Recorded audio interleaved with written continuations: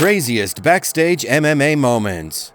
Welcome to another episode of Primal MMA. My name is Rob, and today we have a special episode for you. Mixed martial arts is full of insanities in the ring, but there are times when the high testosterone fighters do even more crazy stuff behind the scenes.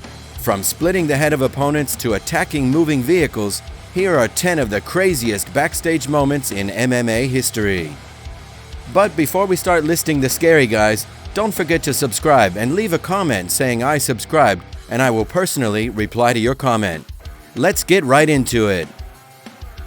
Number 10. Rogan's play fight turned nasty. UFC color commentator Joe Rogan is also a comedian, and so during one of his spirited moods in UFC 203, he decided to have some fun backstage. He accepted the challenge from the retired Hall of Famer Mark Coleman for an impromptu play fight. Little did Rogan know that it was not the same as playing with a poodle. It did start on a funny note with Rogan executing an arm drag, but Coleman was drunk, and things soon turned overly heated when he turned back into Rogan and used his brute strength to grab Rogan by the neck and shoulder. He then shoved him so hard that Rogan was slammed into a wall.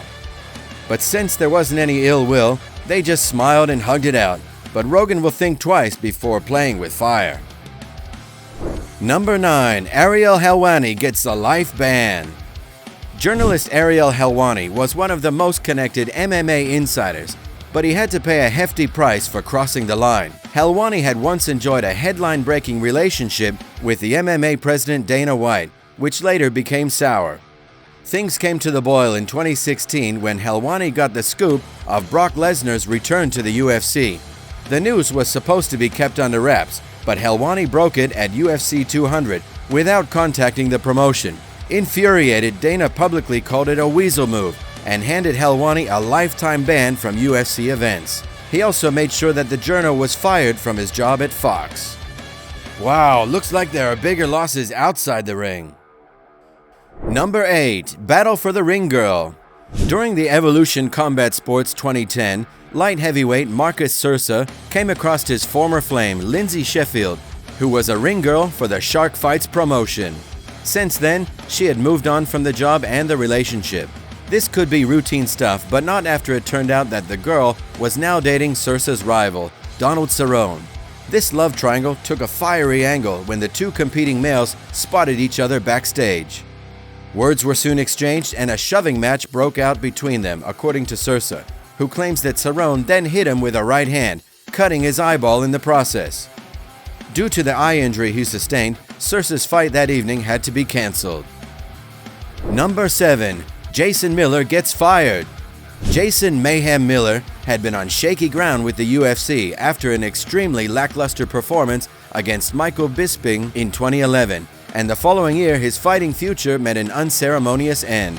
While doing his Wild Man act, the former Strikeforce star reportedly wanted to wear a gas mask and a paper bag in his walkout, but wasn't allowed by the UFC since this was late notice. This triggered an argument between Miller and the staff. The next we know is he was fired. Dana White simply said, "Something happened backstage afterward. Mayhem is done." Miller couldn't prove Dana wrong and hardly lasted a year more in the game. Number 6. Hannie Jason's Catharsis on a wall.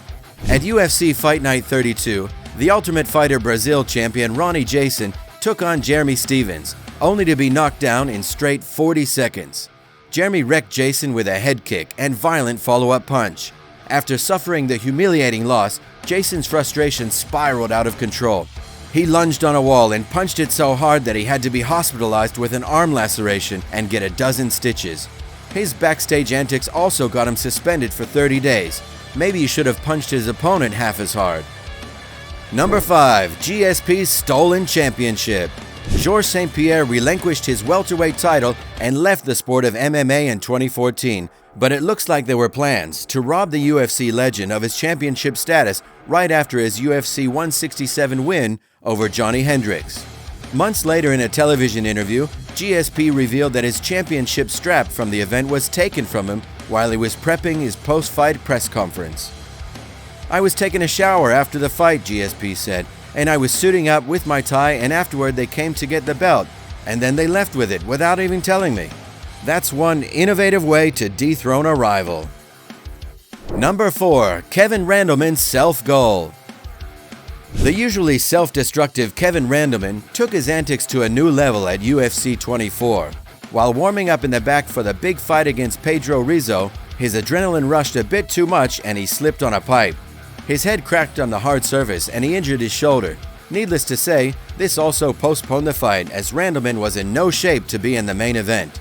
The fight was rescheduled for UFC 26 and Randleman won, but it shows how the monster always struggled to pull it together in the cage. Number 3. The Crazy Horse Tape. Charles Crazy Horse Bennett had been one of the most colorful but really crazy guys in MMA history. He was known more for his antics backstage than his performance in the ring. After winning the first round in Pride Shock 2005, he was sharing the backstage area with Wanderlei Silva when an argument broke out between him and Silva's head coach, Cristiano Marcelo. In the ensuing brawl, the coach choked out Bennett with a triangle.